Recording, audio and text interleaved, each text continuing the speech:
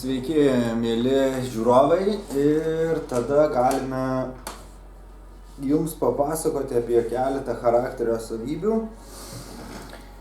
kurios bus apibūdintos, kokie jų privalumai ir kaip jas lavinti. Tai gerai. Intelektas. Kas tai yra intelektas? Pasakysiu, intelektas yra skirtingas žodis visiems, jisai nėra apibūdinamas kiekvienam taip pačiai. Ir mano samprata, intelektas tai yra žinios, kurios yra jau patikrintos, kur ir teorija, ir praktika buvo įvykdyta ir buvo galima įsitikinti, kad tai veikia ir galima dalintis su kitais arba naudoti savo poreikiams. Kokie to privalumai? To privalumai tai, kad tai yra išbandyta, patikrinta ir tai ir iš esmės veikia ir nereikia aklai šaudyti. Jeigu turite aukštą intelektą, vadinasi, turite daug patirties, kuri praktiškai veikia. Kaip tai lavinti? Lavinama dažniausiai tai yra praktiniu būdu. Prieš tai susipažinstant teoriškai, kažkur išgirstate įdomią, praktiškai naudingą jums informaciją ir ją pabandote, įgyjate žinių, daug kartų pakartojate ir štai jūs turite toj vietoj intelektinį suvokimą.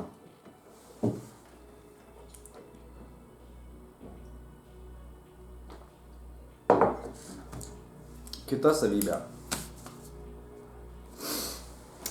Savanaudiškumas arba egocentriškumas arba egoizmas. Tai žmonės, kai žiūri savęs labiau nei kitų, iš tikrųjų netgi gali kitiems pakenkti, vardan to, kad tik tai pasiektų gero savo. Tai yra daugiau neigiama savybė, aišku, reikia nepamiršti ir savęs, bet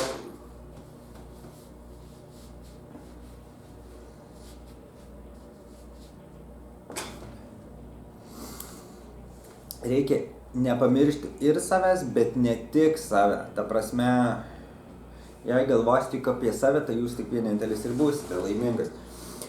Savanaudiškumas yra tai, kai pamirštame kitus ir viską darome, kad gautume kitų sąskaitą. Tai yra ir šitos savybės pliusas tai, kad jūs liekate nenuskriausti. Sakykime, kai kurie žmonės, kurie visiškai altruistiškai duoda kitiems, dažniausiai jie būna išnaudojami kitų ir nei kiek, nei turbūt nebūdami savanaudiški viską atiduoda kitiems, tokiu būdu neapsisaugo nuo tų, kurie juos nori, pavyzdžiui, apgauti arba išnaudoti, arba kažkaip paveikti. Jeigu kita pusė per daug savanaudiško, o jūs per mažai savanaudiškas, tai jūs viską atiduosite kitam ir tokiu būdu liksite nuskriaustas. Tai koks yra to pliusas? Tai, kad jūs galite apginti savo interesus, teritorijas, kažkokias tai vertybės, ar gal tai net ir su finansiniais dalykais, jeigu tai būna susiję. Kitais atvejais savanaudiškumas gali būti šioks pliusas, kad tiesiog iš principo neleisite užlipti jums ant galvos. Tai sveika jo dozė irgi yra gerai, jeigu visiškai to neturite, vadinasi, esate pilnas altruistas, toks vienuoliško tipo žmogus. Kaip tai lavinti? Geras klausimas.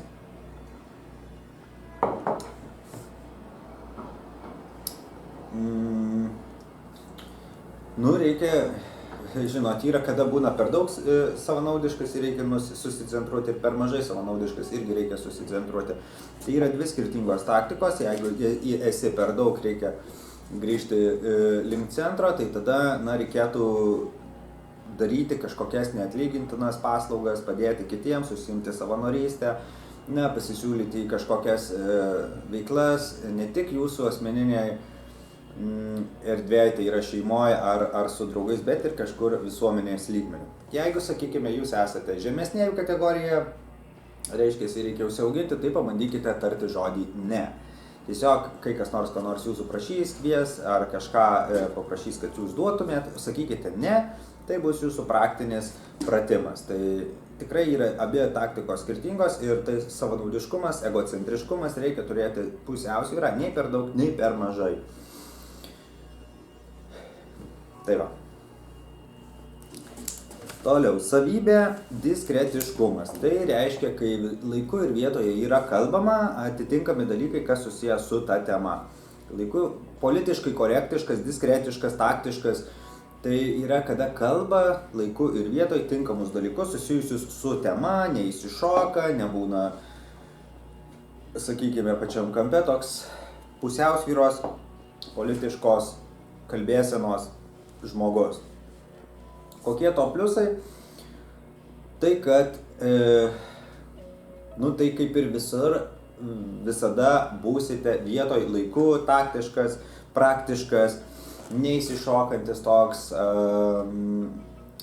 kaip čia pasakyti, vienas iš daugelio, bet kartu ir jeigu būtų charizma, tai ne vienas iš daugelio, o vienas iš nedaugelio, bet tokiu būdu diskretiškas žmogus, jisai dažniausiai būna mėgiamas visuomenės, dėl to, kad nenusišneka, visada pataiko į taktą ir tie žmonės aplinkoje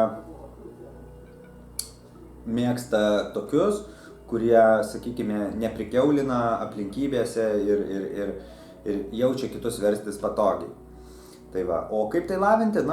Lavinama tai daugiausiai yra stebėjimu, į kokią aplinką papuolate, su kokiais žmonėms susidurėte, kokia tonacija, koks vaibas, apie kokie interesai tų žmonių, kurioje erdvėje jūs susirenkate. Tai yra pradžioj stebim ir tada kopijuojame tą elgesį. Tos erdvės, tos aplinkos, kur esate susirinkę. Toliau. Dvasingumas. Žodis dvasingumas irgi turintis didelę plačią prasmę, bet mano paaiškinimuose tai būtų žmogus, kuris linkęs domėtis egzistenciniais klausimais, domėtis Dievu, domėtis, kas yra po mirties, sakykime, dvasinių pasaulio, ar siela egzistuoja, tokie dvasingumo Dievo, dvasios, pomirtinio, egzistencinių klausimų tematika besidomintis žmonės, tai tokie gali būti filosofai, bet, daugiau tokios sakralaus aspekto įtraukiant, tai yra daugiau dieviško aspekto, daugiau sielos ieškant tos pačios prasmės ir pozicionuojant, kad tai kažkas tenai yra, ko mes galime nematyti ir nesuprasti. Kokie to privalumai? Esu išdiskutavęs su draugais, tai mes diskutavom, koks privalumas tikėti ir netikėti į Dievą, tai čia toks subjektyvūs pamislijimai buvo, ir didelių kalbų ir įdomių kalbų, filosofinių dėka. Sakykime, žmogui tai suteikia pasitikėjimo, tikint kažkuo aukščiau negu jis pats ir gilesnės, didesnės prasmės. Išsilaisvinimas iš tam tikrų blokų, galima pažiūrėti į viską kitų kampu iš principo. O kaip tai lavinti? Tai, lavinama tai knygom, diskusijom, pokalbiais, žiūrint įvairias galbūt ir laidas, video, didelis trumpus seminarus kažkokius sudalyvaujant, video seminarius, gyvuose seminaruose.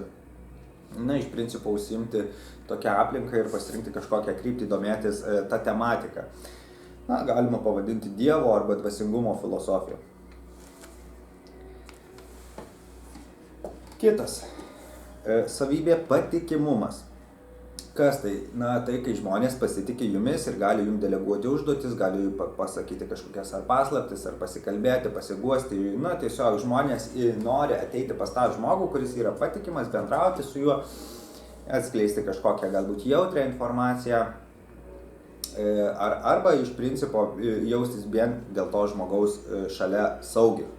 Tai jeigu šalia jūsų kažkas jaučiasi saugiai, vadinasi, jūs esat patikimas. Kokie to privalumai? Privalumai yra tie, kad daug žmonių nori būti šalia jūsų. O kadangi žmogus yra sociali būtybė, gali sukurti ryšių, bendrauti ir versti jaustis kitus patogiai, visada yra gerai.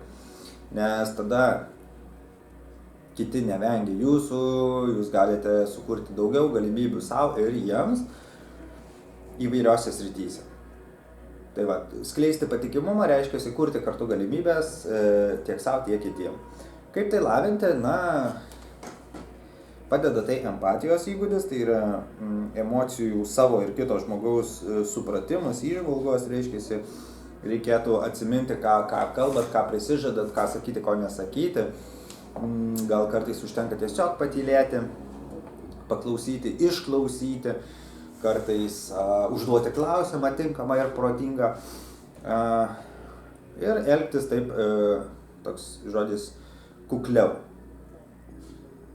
Tai sukuria irgi tokį jaukumo būseną, nes tie, kas draskos ir visai tenai, kaip sakant, nejaukiai verčia kitus elgtis, sukuria riziką, tai vat ir panaikina tą jaukumo kitiems būvį šalia jūsų, nebent ten specifiškai ekstremalų kompanija kaip tik elgiasi nutrūktgalviškai, tai gal jiem tai ir yra ta jų komforto zona. Bet čia daugumai taip nebūna, kad komforto zona būtų nutrūktgalviškas elgesys. Dažniausiai visi būna ramūs, nori užtikrintumo, ramybės ir, kaip sakant, aiškios rytdienos. Toliau. Kita savybė – kūrybingumas. Kūrybingumas tai, kai jūs sugalvojate netradicinės situacijai sprendimus, galite įspręsti kažkokias problemas netradiciniais būdais, arba iš viso galite įspręsti, kai tuo tarpu kiti negali to įspręsti. Taip pat kūrybingumas gali pasireikšti įvairiose srityse. Šiuolaikinė mokykla to bent jau paskutiniu laikotarpiu neskatina. O darbo rinkas kaip tik skatina. Tai toks gaunasi, kad žmogus kūrybiškumą turi mokintis iš savęs. Ir yra paplitęs posakis, kad kūrybingumas mažėja, ne, kūrybingumas tik didėja, jis eina į vieną kryptį, tai yra į viršų. Jeigu jūs jo turite, naudodami kūrybingumą, jos susikursite dar daugiau. Taip kad nereikia bijoti, kad jo kartais galėtų sumažėti ar idėjos pasibaigti. Ne, kūrybingumas tik didėja. Tai rasti netradicinius sprendimus, ateina naujos idėjos, būtent tai yra kūrybingumas. Bet galima išskirti iš tikrųjų du konceptus, tai kūrybingas mąstymas ir kūrybingas veikimas. Tai vat kūrybingas mąstymas tai viskas, kas susijęs su mintim, idėjom, galbūt užrašais, o veikimas tai be abejo, tai ir pasako su veiksmais, bet kartais tiesiog realiu laiku, kai nutinka situacija, kartais reikia veikti sekundžių greitumu, tikslumu, ypač kai vyksta bendravimas su žmonėm, galbūt su klientais, kai jūs tiesiog nespėjat net pagalvoti, o intuityviai veikiate. Tai vėlgi vienas reiškiasi kūrybiškumo lygis tai mąstyme, o kitas tai tiesiog veikime, greitame, inertiškame veikime pagal situacijas. Tai vat irgi tos dvi skirtingos kūrybingumo rūšys, tai yra planavimas, vizualizavimas ir panašiai, o kitas, kai ateinat susidurėt su kažkokia situacija, iš karto realiu laiku tiesiog priimat sprendimus ir be abejo, kai kuriems reikia ugdyti pasitikėjimą, kad galėtų intuityviai veikti kūrybingai. Kokie tų abiejų pliusai, tai reiškia jūsų mąstymo pliusai, tai reiškia jūs galite apgalvoti, rasti įvairias strategijas, sprendimus, išspręsti įvairias situacijas, tai iš principo planavimo sumetimais. O veikimo tai nepasimetat pagal kažkokiose netikėtose situacijose, kai kiti užsiblokuoja ir tiesiog sustingsta ir nustoja veikti. Tai šiuo atveju jūs galite toliau judėti, jeigu turite kūrybišką veikimą, galite toliau judėti tiesiog ekstremaliom situacijom, jaustis arba patogiai, arba bent jau neutraliai. Tai kaip tai lavinti? Tai lavinti mąstymo kūrybiškumą, tai yra knygos, vėlgi įvairios netradicinė informacija, kažkokie įdomus gilūs pokalbiai, be abejo seminarai. O veikimas tai lavinamas yra, reikia išeiti iš komforto zonos, išstumti save į kažkokias situacijas, kuriuose jūs nežinosit kaip elgtis. Tiesiog sukurti precedentą, savo elgtis ne komforto zonoje ir kad nebūtų galimybės iš principo pagalvoti, arba gali būti pagalvojimo galimybė, bet iki galo vis tiek nežinote, kur gali susikurti situacijai, kur jūs gali nuvesti. Tai tokiu atveju reikia nebijoti plaukti šiek tiek pasrovikai, bent jau eksperimentinę taktiką, lavinti savo kūrybiškumą.